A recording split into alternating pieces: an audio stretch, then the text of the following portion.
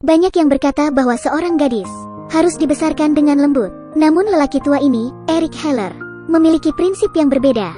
Lihatlah lingkungan ini. Apa kalian yakin jika kalian mampu menghabiskan seminggu di tempat ini? Tempat ini berada di Finlandia bagian utara.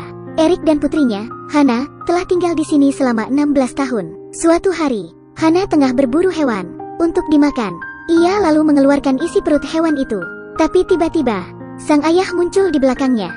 Keduanya kemudian bertarung, layaknya dua orang musuh. Kemudian, Eric membanting Hana ke tanah. Begitu saja, namun hal itu tampaknya tidak membuat Eric mengasihani Hana sedikitpun. Sebaliknya, ia terus menyuruh Hana berlatih. Yah, kehidupan Hana bahkan melebihi pelatihan militer. Selain latihan menembak dan bertarung setiap hari, ia juga harus membaca banyak literatur dan menghadapi serangan diam-diam dari ayahnya. Bahkan saat tidur, Hana harus siap dan mengaktifkan mode tempur. Lalu, apa alasan Eric tega memperlakukan Hana seperti itu? Itu dikarenakan mereka memiliki seorang musuh. Ia adalah senior Eric, Marissa. Dahulu, untuk menyingkirkan Hana kecil, Marissa membunuh ibu Hana. Namun Eric dan Hana beruntung karena bisa kabur. Dan kini, Hana sudah tumbuh semakin kuat. Suatu hari, Eric mengeluarkan sebuah radio beacon, pemancar sinyal, dan berkata bahwa saat Hana siap, ia bisa memencet saklar radio itu dan beraksi. Namun keputusan terakhir ada pada Hana.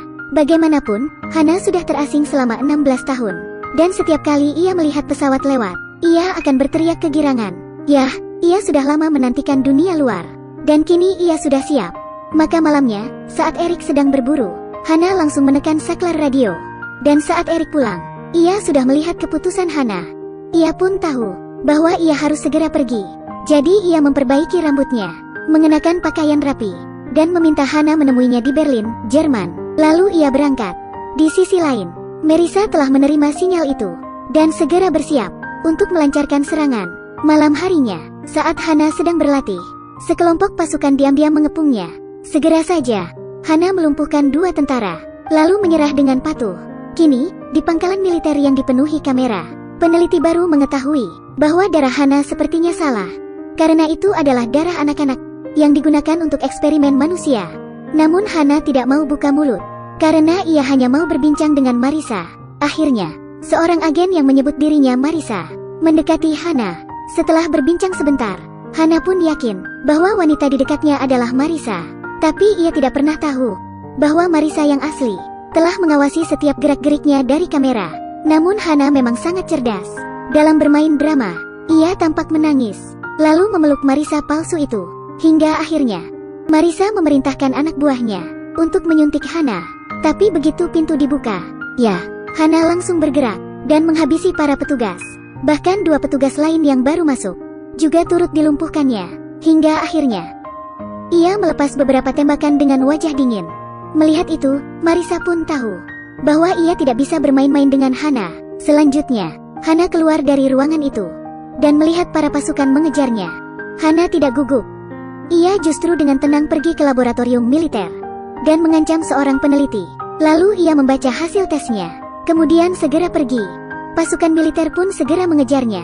Namun ia sudah menyelinap melalui saluran ventilasi dan berhasil membuka tutup ventilasi. Tetapi, Hana tercengang karena tidak ada apapun di luar pangkalan militer itu. Yang ada hanyalah gurun tandus. Jadi, bagaimana Hana akan kabur kali ini? Namun, tepat saat Hana sedang berpikir, sebuah mobil melintas di atas kepalanya. Yah, sebuah mobil militer. Hana pun melihat kesempatan. Kali ini, ia menggantung di bagian bawah mobil. Setelah beberapa lama, ia pun melepaskan diri. Akhirnya, Hana berhasil lolos dari pengejaran. Setelah berjalan kaki singkat, Hana pun tiba di sebuah kota kecil. Ternyata, ia tengah berada di Maroko. Dan untungnya, masih banyak orang baik di dunia ini. Hana diperbolehkan menumpang di sebuah hotel.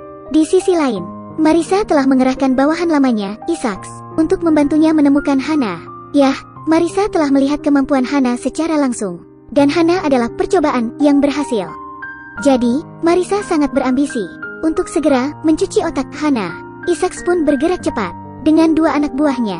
Mereka dapat dengan cepat mencari dan menemukan keberadaan Hana. Saat ini, Hana tengah naik mobil bersama sebuah keluarga dengan dua anak, Sophie dan Miles, dan anak buah Isaacs di jembatan layang. Setelah menunggu sepanjang hari, akhirnya menemukan mobil yang ditumpangi Hana. Namun tiba-tiba, Hana merasa ada yang salah.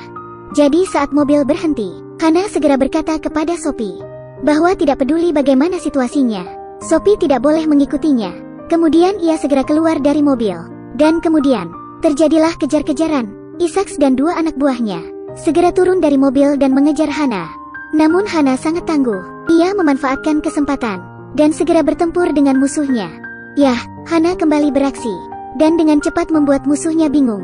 Setelah pertarungan yang sengit, salah satu musuh akhirnya pun mati di tempat.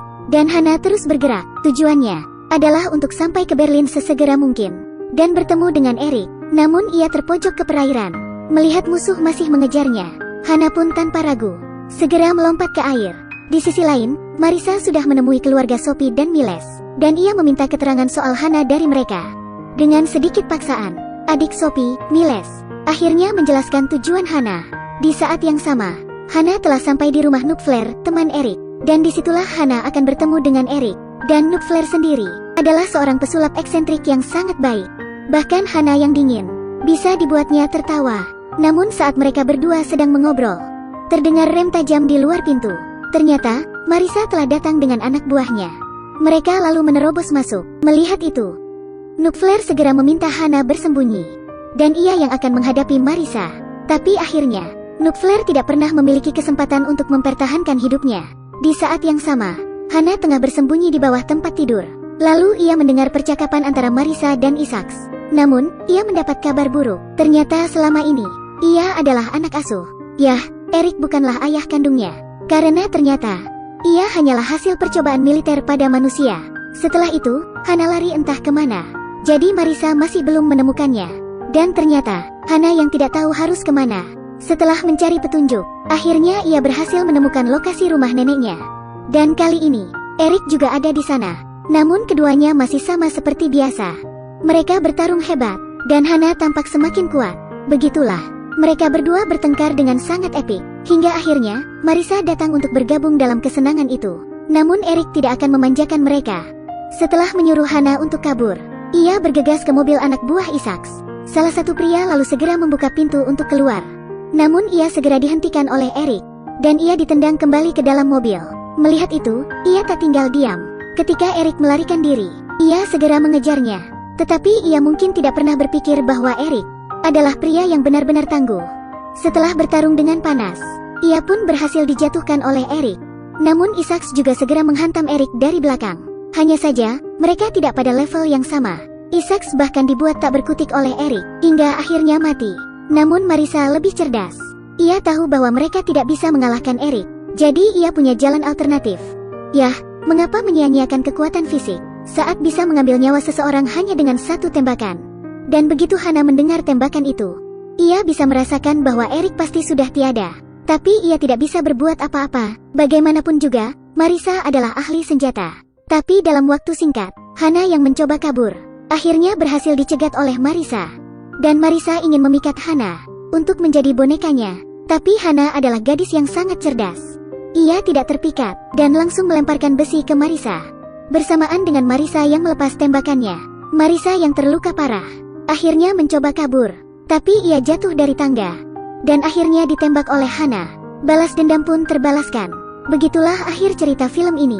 Sejak itu, Hana pun akhirnya belajar membaur dengan kehidupan sosial. Film berjudul Hana ini dirilis pada tahun 2011 silam dan telah mendapat respon yang cukup baik di masyarakat.